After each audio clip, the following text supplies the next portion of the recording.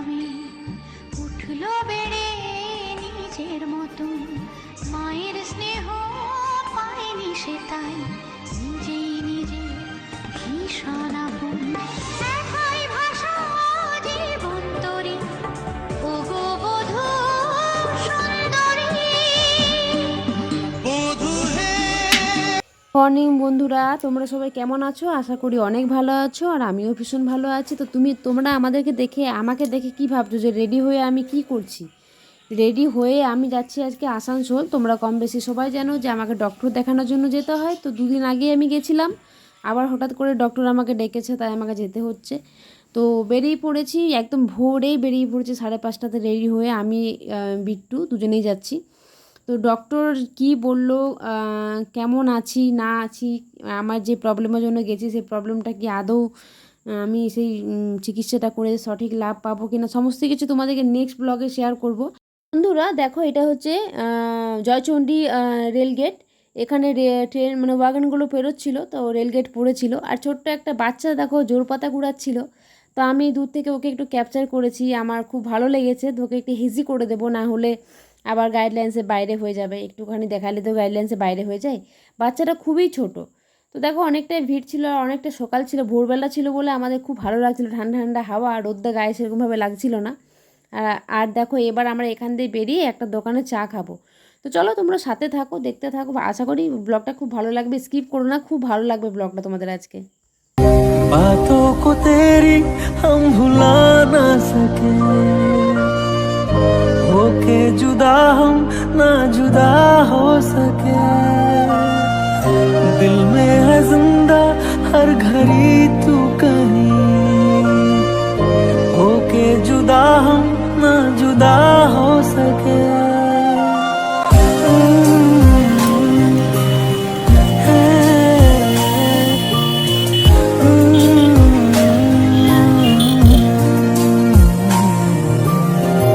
कितनी चाहत है दिल में तू जाने ना।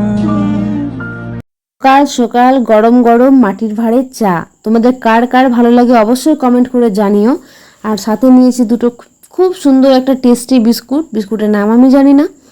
তো দেখো কালো জিরে দেওয়া আছে বিস্কুটের মধ্যে। তো সকাল সকাল বেশ গরম গরম মাটির ভাঁড়ের বেশ একটা সন্ধ্যা সন্ধ্যা গন্ধ, খুবই ভালো লাগে খেতে।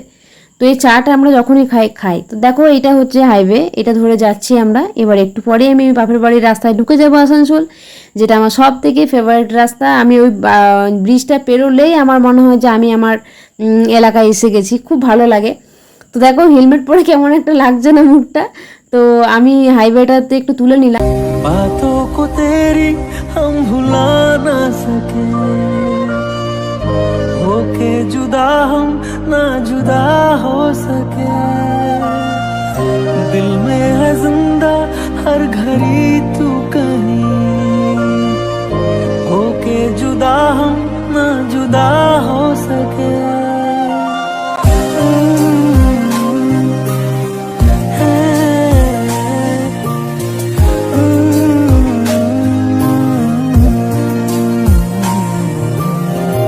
कितनी चाहत है दिल में तू जाने ना, कैसे दिल को समझाए दिल माने ना। कितनी चाहत है दिल में तू जाने ना, कैसे दिल को समझाए दिल माने ना। बातों को तेरी हम भुला ना सके, होके जुदा हम ना जुदा हो सके। দেখো এই ব্রিজটাই হচ্ছে আমাদের একটা এপার ওপার, ওইদিকে পুরুলিয়া আর এই সাইডে হচ্ছে পশ্চিম বর্ধমান। তো দেখো আসানসোল ঢুকে গেছি। এইবার মুখের হাসিটা দেখো যে আমি বাপের বাড়ি এসে গেছি। বাপের বাড়ি আমি ঘন ঘন এলে বা একদিন দুদিন পর পর এলেও মনে হয় যে বাপের বাড়িতে বাপের বাড়ি হয়, তাই না বন্ধুরা? তো খুবই আনন্দ লাগছে, কখন বাড়িতে নামবো। সকালেই পৌঁছে গেছি, মাও বুঝতে পারেনি এত সকালে আমরা এসে যাব। তো দেখো এটা একটা রেল কিছু একটা দাঁড়িয়েছিল, তো সেখানে আমাদের গাড়িটা দাঁড়িয়েছিল, আমরাও দাঁড়িয়েছিলাম। এইবার দেখো বাজারটা সাইড হয়ে যাব।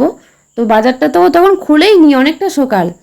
তো দেখো এই যে বাজারটা, তোমরা কেউ বুঝতে পারছো যারা আসানসোলে থাকো তারা অবশ্যই বুঝতে পারবে যে এটা কোন জায়গা। এটা হচ্ছে বড় বাস স্ট্যান্ড, তারপর ছোট বাস স্ট্যান্ড, তারপর হচ্ছে আমাদের ফুটপাত, তারপর তো বাজার মার্কেট শুরু হয়ে গেছে। তো তো দেখো এই জায়গাটা তুলে নিলাম, যারা আসানসোলে থাকো তাদের খুব ভালো লাগবে, যেমন আমাদের শুভমতা দিদিভাই, কাকলি দিদিভাই, এরা আসানসোলে থাকে, এদের খুব ভালো লাগবে জায়গাটা দেখে। তো দেখো বন্ধুরা, দেখো সাথে থাকো। মেয়েদের জীবনটা কতই না অদ্ভুত বলো তো, এক জায়গায় মানুষ হয়ে এক জায়গায় আবার থাকা, সংসার করা, প্রত্যেকটা মানুষকে মানিয়ে নেওয়া, প্রত্যেকটা মানুষের মন জুগিয়ে চলা, এটাই হচ্ছে মেয়েদের জীবন।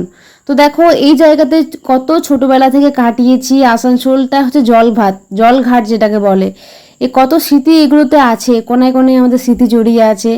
আসানসোলে তো মানে প্রায় সময় আসানসোলেই থাকতাম, এই মার্কেটটা তো চষা আছে, কোথায় কি আছে অলি গলি সমস্ত কিছু জানা চেনা শোনা, যেগুলো এখন একবার দেখলে খুবই মন খারাপ হয়ে যায়, যে যে জায়গাতে একসময় থেকেছি সে জায়গাটা আজকে আমার নয়, আমি এখানে অতিথি, একদিনের জন্য ঘুরতে আসছি, দুদিনের জন্য ঘুরতে আসছি, আবার বাড়ি চলে যাচ্ছি। তো মেয়েদের সত্যি কথা বলতে আসল বাড়ি বলতে কিছুই নেই, যখন নিজের টাকা দিয়ে একটা বাড়ি করতে পারবে তখন সেটা সব প্রত্যেকটা মেয়েরই নিজের বাড়ি, না হলে ওইটা হচ্ছে বাপের বাড়ি, এটা হচ্ছে শ্বশুর বাড়ি। মানে কখনো এইটা হয় না যে এটা আমার মেয়ের বাড়ি, এটা আমার ছেলের বাড়ি, এই জিনিসটা হয় না, বাপের বাড়ি শ্বশুর বাড়ি, মানে মেয়েদের নিজস্ব কোনো বাড়ি নেই, তাই না বন্ধুরা? যেখানে জন্ম হলাম সেটাই নিজের বাড়ি নয়। তো দেখো আমি আসার পথে মা বলেছিল যে খাসির মাংস নিয়ে আসবি, মায়ের দামটা দিয়েছে। তো একটা দোকানে গিয়ে আমরা মাংস কিনতে গেছিলাম, তো সকালে মাংসটা কিনে নিলাম, কারণ মা পয়সাটা দিয়ে পাঠিয়েছিল, কারণ বাবাকে আবার এইদিকে আসতে হতো, তো আমরা বললাম তো আমরা তো যাচ্ছি ওইখানে হয়েই, তো আমরা মাংসটা নিয়ে যাব, তুমি ঘরে গিয়ে পয়সাটা দিয়ে দিও। তো দেখো আমরা এবার যাচ্ছি মাংসটা কেনার জন্য। তো মাংসের দোকানে গিয়েও একটুখানি ভিডিও করেছি, লজ্জা যদিও লাগছিল তাও তো করেছি। আমাদের যখনই মাংস হয় তখনই আমরা এই দোকান থেকেই কিনি, খুব ভালো ফ্রেশ মাংস দেয় এখান থেকে। তোমরা যারা জানো তারা জানো যে ময়দা কল, জায়গাটার নাম ময়দা কল, এখান থেকেই আমরা মাংস কিনি। শনি মন্দিরের অপোজিটে গলিটা, সেখানে ঢুকে আমরা এখান থেকে মাংস কিনে তারপর আমরা মানে বাবা যখন কেনে তখন এখান থেকে কেনে, আর আমি যখন কিনতাম তো এখান থেকেই, আমি আসানসোল থেকে এখান থেকেই নিয়ে যেতাম, কারণ এখানে মাংসটা খুব ফ্রেশ, দামটাও খুব ভালো থাকে। তো এই যে চলে এসেছি ফাইনালি মাংসর দোকান। তো কাকুর দোকানে গিয়ে একটুখানি ভিডিও করেছি, বিট্টুকে বললাম তুমি কিছু বলো, তো চুপ করেই ছিল। তো চলো তোমরা দেখো, দোকানে দাঁড়িয়ে গেছি, এবার আমরা মাংস কিনবো। তো মাংসটা কিনে সোটাং বেরিয়ে যাবো বাপের বাড়ি, আর কোথাও দাঁড়াবো না।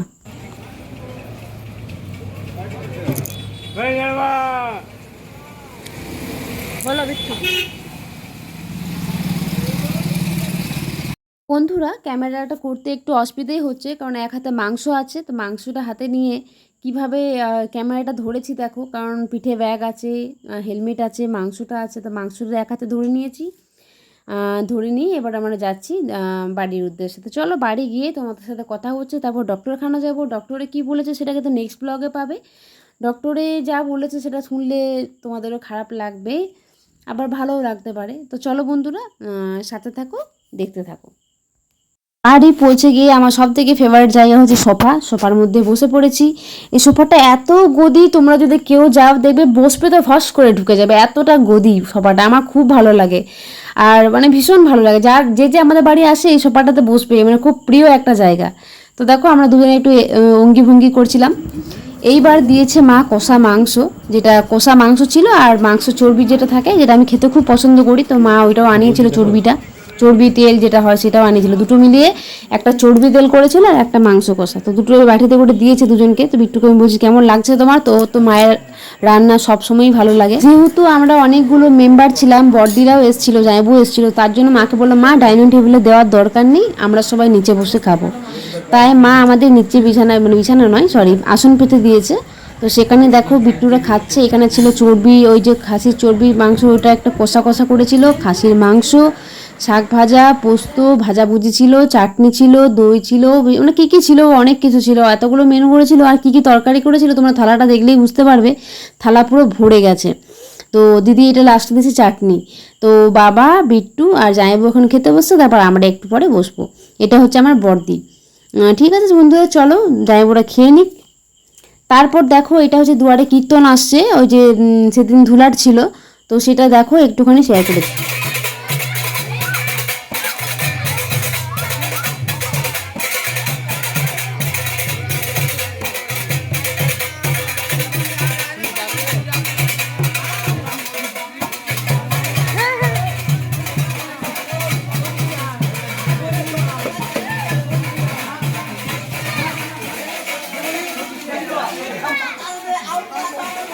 বন্ধুরা আমরা পালঙ্কে শুইনি, আমি মা দিদি বললাম যে না আমরা নিচে মাদুর পেড়ে শোবো। পালঙ্কে গরম লাগছিল তো নিচে শুয়েছিলাম, এত ঠান্ডা লাগছিল কি বলবো বন্ধুরা। তো দেখো মা তরমুজ দিয়েছে, তরমুজটা পিস পিস করে বর্দি কাটছে, কেটে সেটা আমরা খাবো, এত মিষ্টি ছিল না কি বলবো। আর বন্ধুরা আমার বর্দি কিন্তু আমার বন্ধুর মতো, তো বর্দি এলে আমাদের পুরো জমে যায়। আমি অনেকটা দেরি করে ওখান থেকে বেরিয়েছি, তো খাওয়া দাওয়া করে কিছুক্ষণ শুয়েছিলাম, তারপর বেরিয়েছি। চলো নেক্সট ব্লগটা তোমরা পরের পার্টে দেখতে পাবো। চলো বন্ধুরা সবসময় সাথে থেকো, পাশে থেকো, আর পরবর্তী ভিডিওর জন্য ওয়েট করো। আমি এটা পরের দিনই ভিডিওটা শেয়ার করব ডক্টর কি বলেছে।